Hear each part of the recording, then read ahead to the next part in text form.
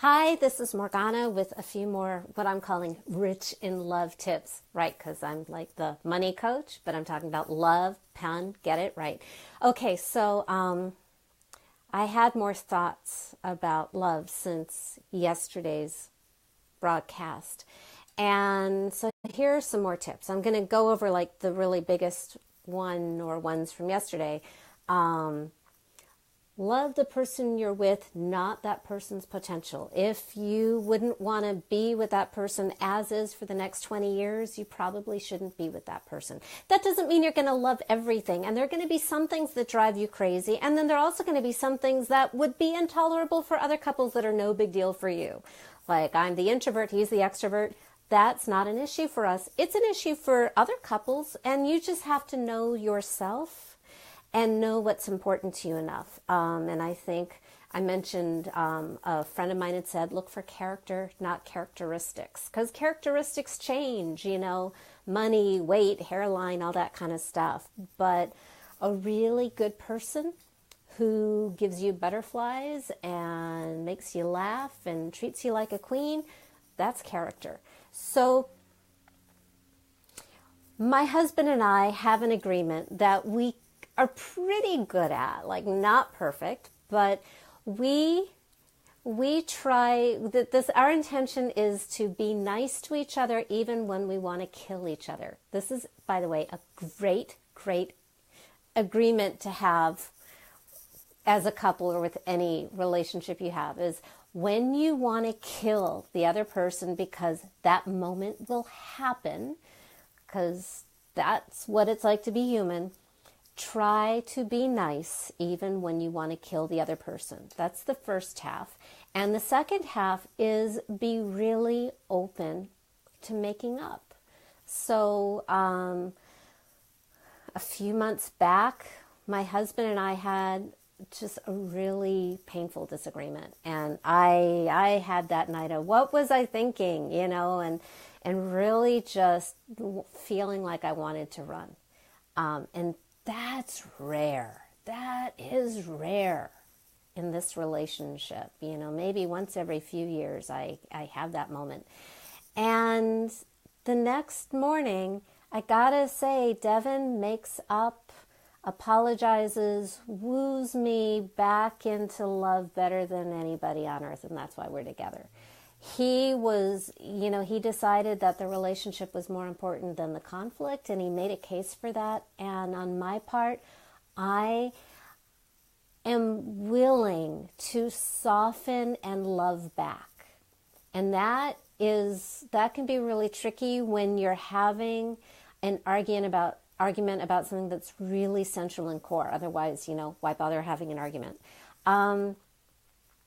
I think Dr. John Gottman does a lot on this about it's not the best relationships in the world will disagree about 70% of stuff. And it can be huge things like whether to have kids, where to live, what kind of jobs, all the kind of stuff that will break up one relationship is okay in another relationship. But one of the key indicators of whether a relationship is going to last is how quickly you get angry. Not a good thing. But even more important, how willing you are to respond to love.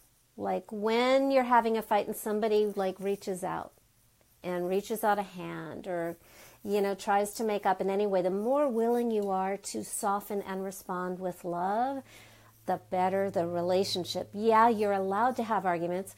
Try not to kill the person. Try to be a nice person even when you're hating in that moment. Try. And by the way, this is what I teach in relationship with money too. That's the funny thing. I mean, it's the same thing. And make up. That's really be willing. And it can be so scary. And by the way, and here's a real key thing, is the more affection you can have for your own flaws,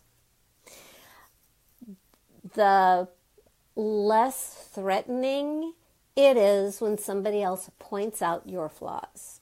So it's like the less you have to fight for life to defend against them, the more love I can have for my own stuff, the less frightened I am by my partner holding a mirror to my stuff, because that's what partners do. That's part of the divine cosmic plan, or if you don't think in divine cosmic terms, that's just what's going to happen. So to wrap it up, try to be nice, try to be a soft landing, try to see the humanity in the person you want to kill in that moment. Do your best. And be willing to come back to love as soon as possible at the earliest invitation. And by the way, if you're with a person who does not respond with love and always makes things your fault and makes you feel bad about yourself, that's not your person. So I'm not advocating staying in a bad relationship. But if you're with somebody you want to make it work, then these tips are for you, because wealth means nothing without love. That is, yeah, I totally believe in having money. Yes, but money exists to serve love, lifestyle, and legacy, because that's what makes human beings happy.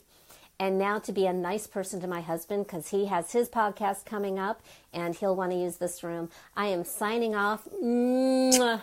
Thank you, everybody, for showing up. Be sure to hit your little like signs and heart signs and laugh signs or whatever works for you to spread the news and spread the love. Bye.